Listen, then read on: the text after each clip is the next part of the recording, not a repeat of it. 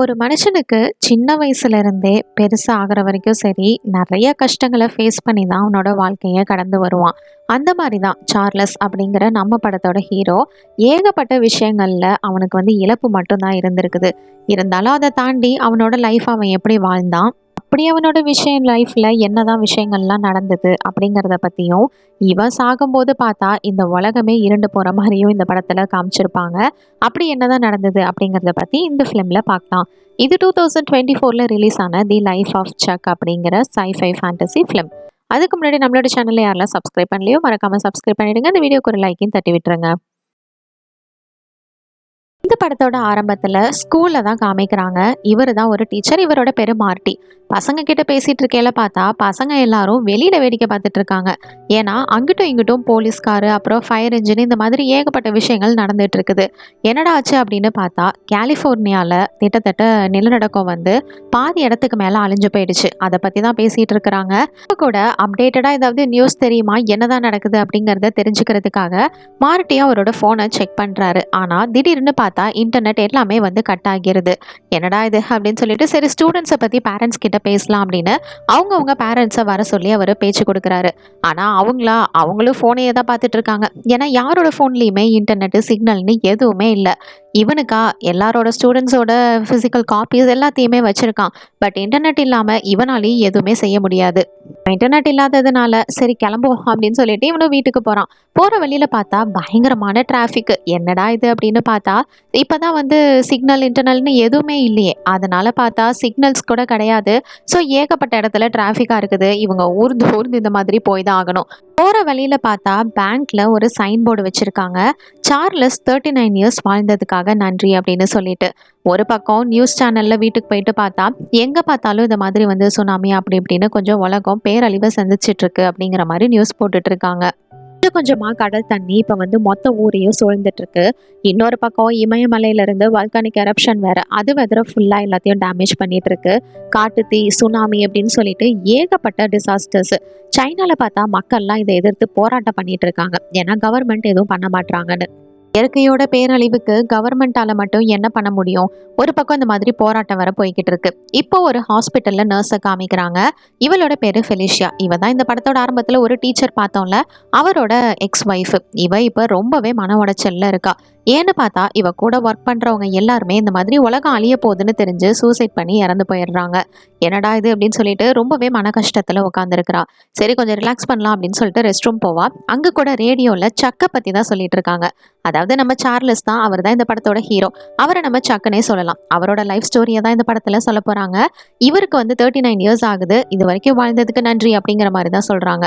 இப்ப இவ கூட வேலை பார்க்குற ஒருத்தன் மேரேஜ் லைஃப் ஈஸியா இல்ல டிவோர்ஸ் வாங்குறது ஈஸியா அப்படிங்கிற மாதிரி சம்மந்தம் இல்லாம கேட்கறான்.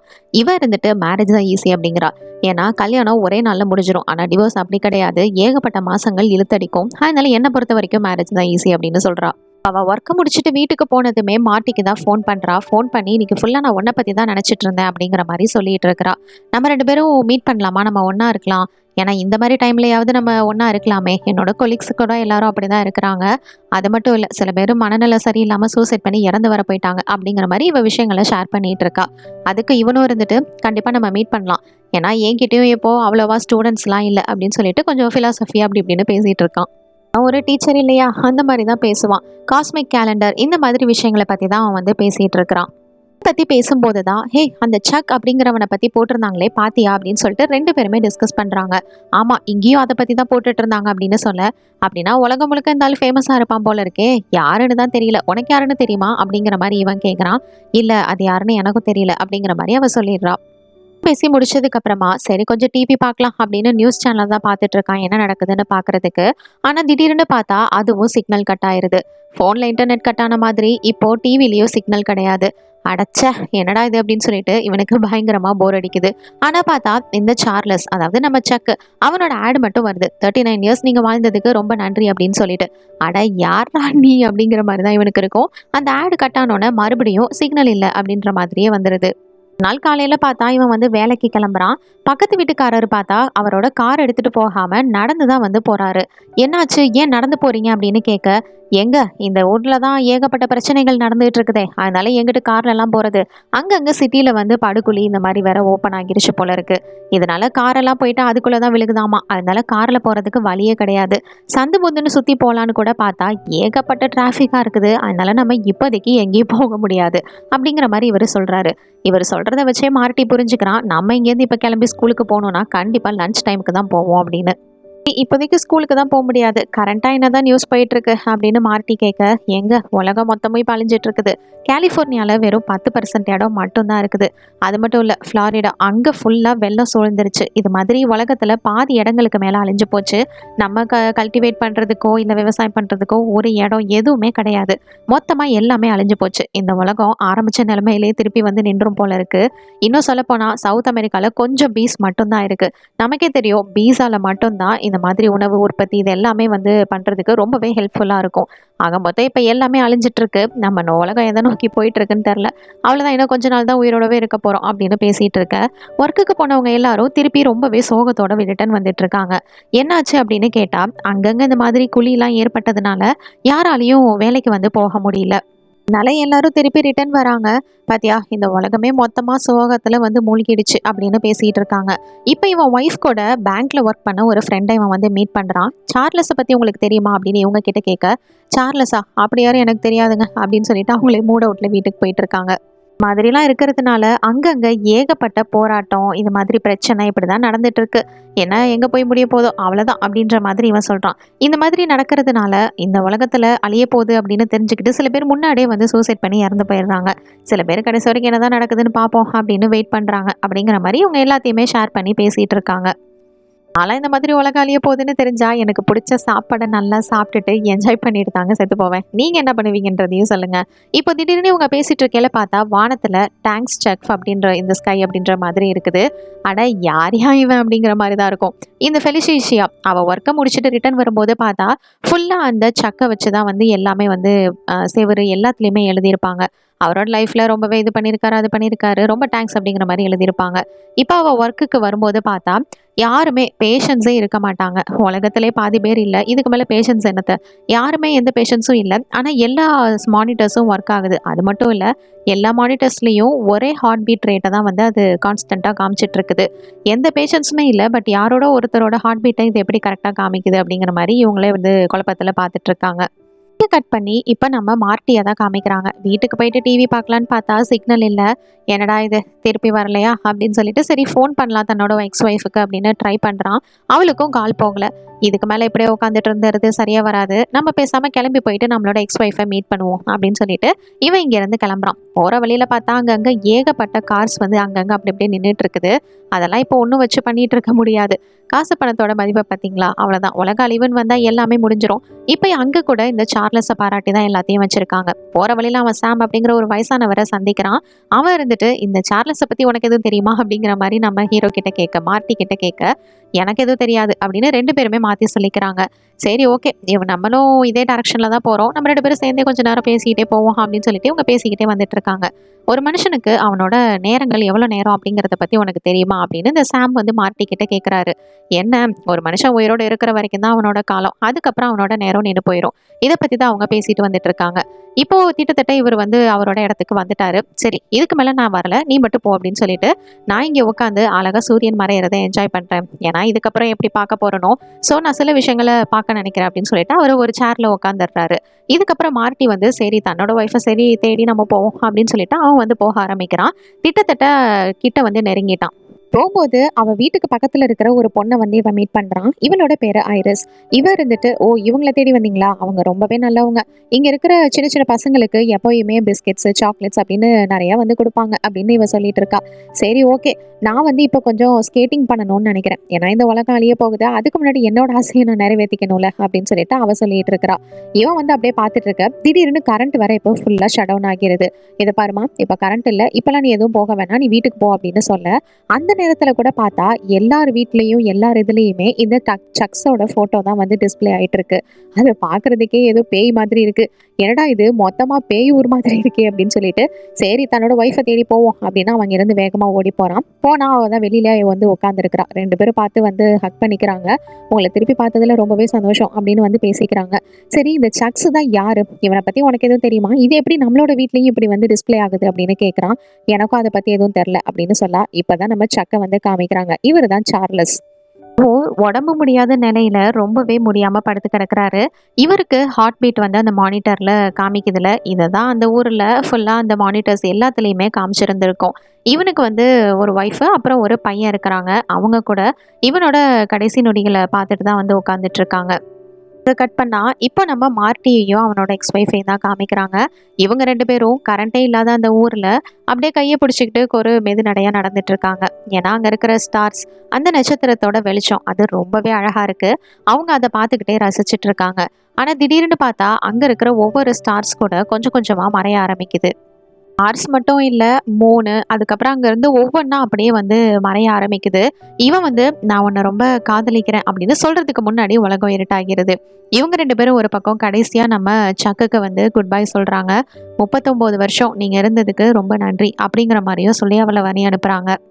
ஆகும்போது இந்த உலகம் மொத்தமும் அழிஞ்சு போறதுக்கு என்ன காரணம், 9 மாசத்துக்கு முன்னாடி என்ன நடந்துச்சுன்னு பார்க்கலாம். இவளோட பேரு டெய்லர். இவ ஒரு ரெக்கார்ட் ஸ்டோர்ல வந்து ஒர்க் பண்றா. இவளுக்கு மியூசிக் தான் எல்லாமே. மியூசிக்னா ரொம்பவே பிடிக்கும். அப்பப்போ இந்த மாதிரி வெளியில இன்ஸ்ட்ருமெண்ட்ஸ் எல்லாரும் இன்ஸ்ட்ருமெண்ட்ஸை மக்களுக்காக வந்து வாசிச்சு காம்பா. இதில் அவளுக்கு கொஞ்சம் பணம் டிப்ஸ் இது எல்லாமே கிடைக்கும். இதே நேரத்தில் ஜானிஸ் அப்படிங்கிற இவளையும் காமிக்கிறாங்க. இவ வந்து ஒரு புக் ஸ்டோர்ல ஒர்க் பண்ணிட்டு இருப்பா. இப்போ அவனோட பாய் ஃப்ரெண்ட் இருந்துட்டு நம்ம பிரேக்கப் பண்ணிக்கலாம் அப்படின்ற மாதிரி மெசேஜ் அனுப்பிச்சிருப்பான். இதை பார்த்துட்டு அவ செம்ம மூட் அவுட்ல இருக்கிறா. என்னடா வாழ்க்கை இதுச்சே அப்படின்னு சொல்லிட்டு மொத்தமா வாழ்க்கையை வெறுத்துடுறா. இவ மட்டும் இல்ல, நம்ம அம்மா அப்பா ஃப்ரெண்ட்ஸு இல்லை யார் கூட சண்டை போட்டாலுமே அதுலேருந்து வெளியில் வரதுக்கு கொஞ்சம் டைம் எடுக்கும். அந்த மாதிரி தான் இவ இப்போ மூட் அவுட்டில் வந்துட்டு இருக்கா.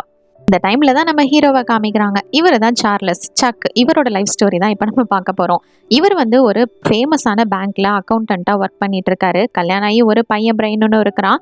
இவருக்கு வந்து தன்னோட வேலை பார்க்குறதுல சுத்தமாக விருப்பம் இல்லை.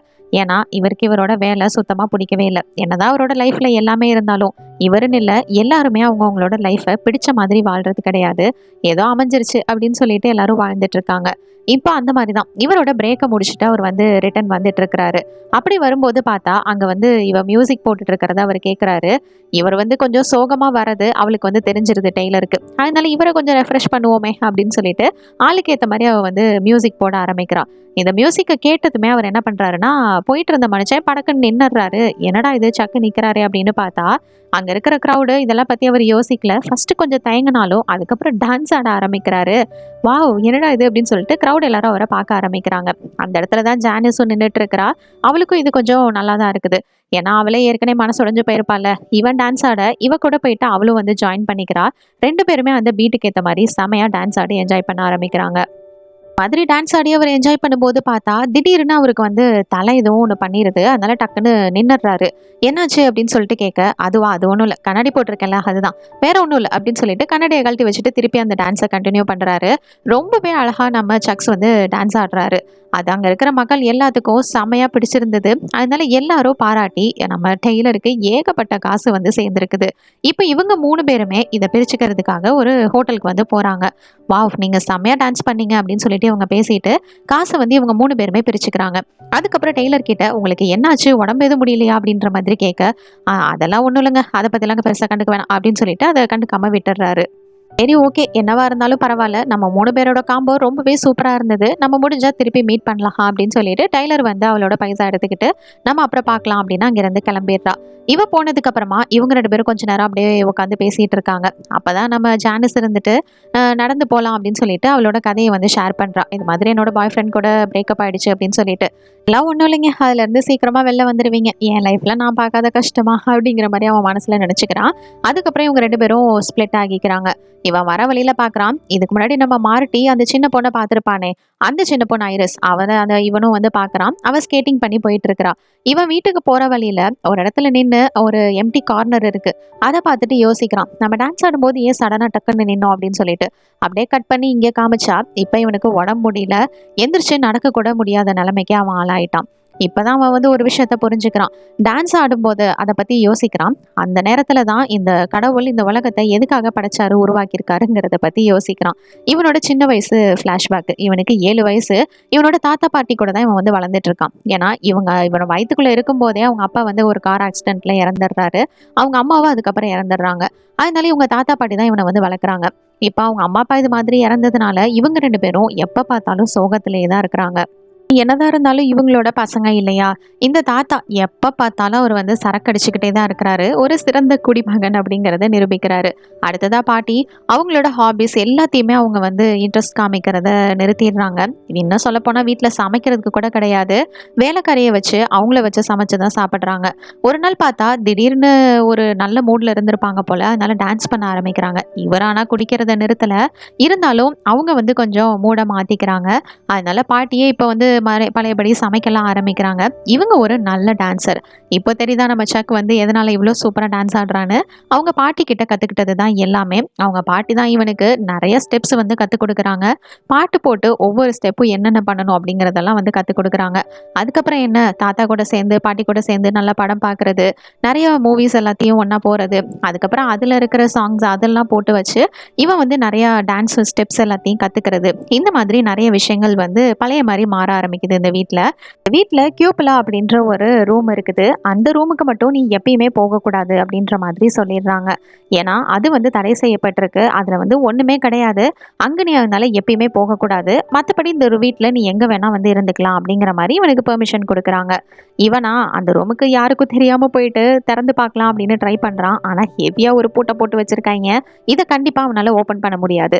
இப்போ இவனோட 11th பர்த்டே வந்துருச்சு நம்ம சக்குக்கு. அதனால அவங்க தாத்தா கூட உட்காந்து அந்த காஸ்மிக் கேலண்டர் இதெல்லாம் பத்தி ஒரு டாக்குமெண்ட்ரி வந்து பார்த்துட்டு இருக்கிறான். அப்ப அவங்க தாத்தா செம குடியில இருக்கிறாரு. அப்படி அவர் குடிச்சிட்டு இருக்கும்போது சரி போதையில தானே இருக்காரு அப்படின்னு சொல்லிட்டு இந்த கியூப்பிளானா என்ன தாத்தா அப்படிங்கிற மாதிரி இந்த டாபிக்கை இப்போ எடுத்துட்டு வரான். அவரும் இருந்துட்டு அது என்ன அப்படிங்கிறத பத்தி சொல்றாரு. அதாவது நம்ம போய் அந்த அறையை திறந்தோம்னா நமக்கு ஃபியூச்சர்ல என்ன நடக்கும் அப்படிங்கிறத பத்தி அதுல வந்து பார்க்க முடியும் அப்படின்னு சொல்றாரு. அதனால தான் அந்த ரூம் வந்து எப்பயுமே பூட்டியே வச்சிருக்கோம். நான் கூட 1, 2 டைம் பார்த்துருக்கேன். நான் பார்த்தப்ப எல்லாம் மனுஷங்களோட ஆவி தான் அதில வந்து தெரிஞ்சிருக்குது.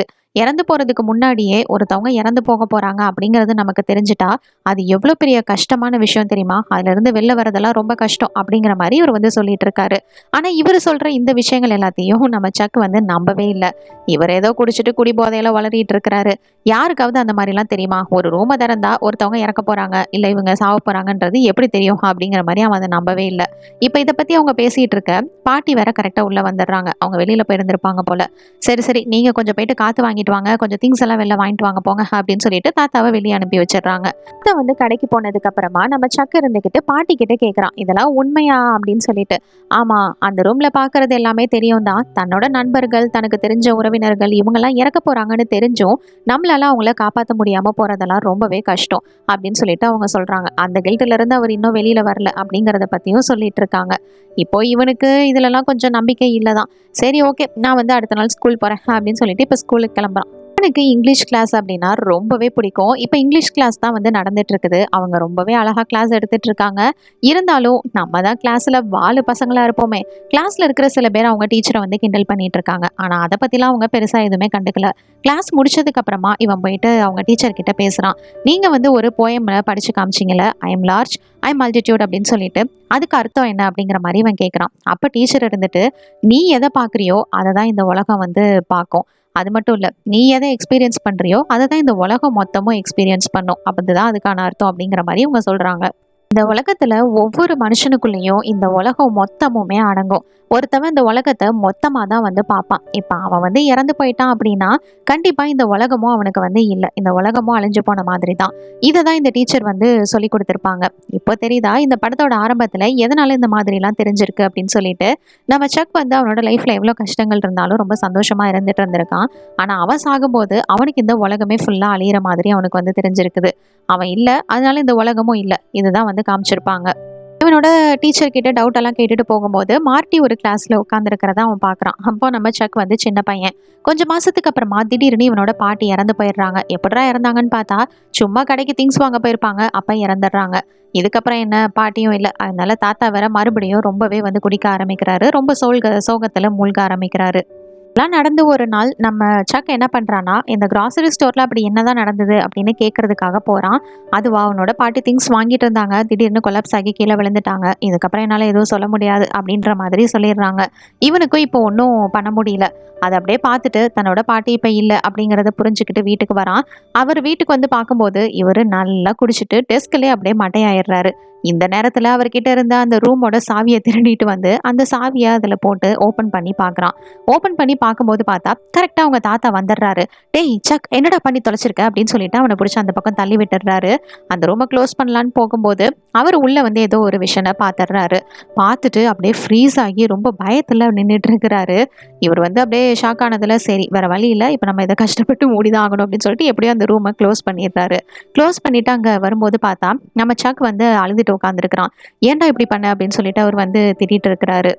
அழுதுகிட்டே, "தாத்தா நீங்க உள்ள என்ன பார்த்தீங்க சொல்லுங்க" அப்படின்னு சொல்லிட்டு கேட்குறான். "இல்ல, இல்ல ஒண்ணும் இல்ல. அது எனக்கும் தெரியல" அப்படின்னு சொல்லிட்டு அவன வந்து கம்ஃபோர்ட் பண்றாரு. "என்ன மன்னிச்சிரு" அப்படின்னு சொல்லிட்டு. இப்போ வந்து பழையபடிக்கு கொஞ்சம் மாறுறாங்க. இவன் ஸ்கூலுக்கு போறான். ஸ்கூலுக்கு போயிட்டு அவன் ஒரு டான்ஸ் கிளப்ல வந்து ஜாயின் பண்றான். அவங்க பாட்டிக்கிட்ட நல்லாவே டான்ஸ் எல்லாம் கத்துக்கிட்டதுனால, இவனுக்கு அவ்வளோ ஒண்ணும் இது கஷ்டம் கிடையாது. கொஞ்சம் மைண்ட மாத்திக்கிறதுக்காக இந்த டான்ஸ் கிளப்ல வந்து ஜாயின் பண்றான். டீச்சருக்கு ரொம்பவே சந்தோஷம். ஏன்னா ஒரு புது பையன் நம்மளோட கிளப்ல வந்து ஜாயின் பண்ணியிருக்கான். ஏன்னா எப்பயுமே டான்ஸ்னா வெறும் கேர்ள்ஸா தான் இருப்பாங்க. பையன் ஜாயின் பண்ணதுல அவங்களுக்கு ரொம்பவே சந்தோஷம். சிகா கிளாஸ் முடிச்சதுக்கு அப்புறமா இவங்களுக்கு பேரெல்லாம் வந்து சேர்த்து விடுறாங்க. இதுல கேட் அப்படிங்கிற ஒரு பொண்ணை வந்து இவன் சந்திக்கிறான். ஆனா இந்த பொண்ணு வந்து இவனை விட கொஞ்சம் பெரிய பொண்ணு தான். இருந்தாலும் இவங்க 2 பேருமே டான்ஸ் வந்து ரொம்பவே சூப்பரா ஆடுறாங்க. நம்ம சக்குக்கா கேட்ட வேற கொஞ்சம் பிடிக்க ஆரம்பிச்சிருது. ஆனா கேட் என்ன சொல்லிடுறான்னா, ஆல்ரெடி அவளுக்கு பாய் ஃப்ரெண்ட் இருக்கு அப்படின்ற மாதிரி சொல்லிடுறா. அவளுக்கு பாய் ஃப்ரெண்ட் இருக்கிறதுனால நான் உன் கூட ஆட மாட்டேன் அப்படிங்கிறதெல்லாம் இல்ல. நம்ம 2 பேரும் சேர்ந்து கண்டிப்பா பார்ட்டி டான்ஸ் எல்லாமே வந்து என்ஜாய் பண்ணலாம் அப்படின்னு சொல்லிட்டு அவ சொல்லிட்டு இருக்கா. ஸ்கூல்ல பார்த்தா, இவன் செமையா ஆடுறானே அப்படின்னு சொல்லிட்டு டீச்சர் அவனுக்கு ஷூலாம் வாங்கி குடுக்குறாங்க. அந்த ஷூவ போட்டு ஆடுறதுக்கு அவனுக்கு ரொம்பவே கம்ஃபர்ட்டா இருக்கு. அதனால என்ஜாய் பண்ணி நல்லா வந்து டான்ஸ கத்துக்கிறான். இதுக்கப்புறம் என்ன நம்ம டான்ஸ் தான் எல்லாம் அப்படின்ற மாதிரி அவன் முடிவுக்கு வந்துடுறான். ஆனா வீட்டுக்கு வந்து இத பத்தி தாத்தா கிட்ட சொன்னா, அவரு செமையா கழுவி கழுவி ஊத்திட்டு இருக்கிறாரு. "இத பாரு டான்ஸ் எல்லாம் ஆடி ஒண்ணும் பெருசாலாம் சாதிக்க முடியாது புரியுதா? இந்த உலகத்துல எல்லாமே மேத்ஸ் தான். மேத்ஸ் இருந்தா மட்டும் தான் எதுவுமே நடக்கும். அதனால நீ அக்கவுண்டிங் அந்த மாதிரி படிக்கிறதுக்கு மேத்ஸ்ல கான்சென்ட்ரேட் பண்ணு" அப்படின்னு சொல்றாரு. இவரும் ஒரு பேங்க்ல அக்கவுண்டன்ட்டா தான் வந்து ஒர்க் பண்ணிட்டு இருப்பாரு. இப்போ இந்த மியூசிக் எடுத்துக்கோ. அந்த மியூசிக்ல வர அந்த டெம்போ நோட்ஸ் இதெல்லாம் கூட நம்ம மேத்ஸோட ஈக்குவேஷன்ஸ் இதெல்லாம் வச்சு தான் பேஸ் பண்ணி வருது. ஸோ இந்த உலகத்துல எது வேணும்னாலுமே கண்டிப்பா மேத்ஸ் வேணும். இந்த உலகத்தோட ஃபியூச்சரே மேத்ஸ் தான். அதனால நீ மேத்ஸ்ல கான்சென்ட்ரேட் பண்ணுன்னு சொல்லிடுறாரு. இப்போ ஒரு பக்கம் நைட் வந்து ஒரு பார்ட்டி இருந்திருக்கும். அதுக்கு வந்து இவங்க 2 பேரையும் வர சொல்லியிருப்பாங்க. ஆனா நம்ம சக்கு இருந்துட்டு இவங்க கூட டான்ஸ் ஆட மாட்டேன் அப்படின்ற மாதிரி சொல்லிருவா. எனக்கு கால்ல அடிபட்டிருக்கு அப்படின்னு பொய் சொல்லிருவான்.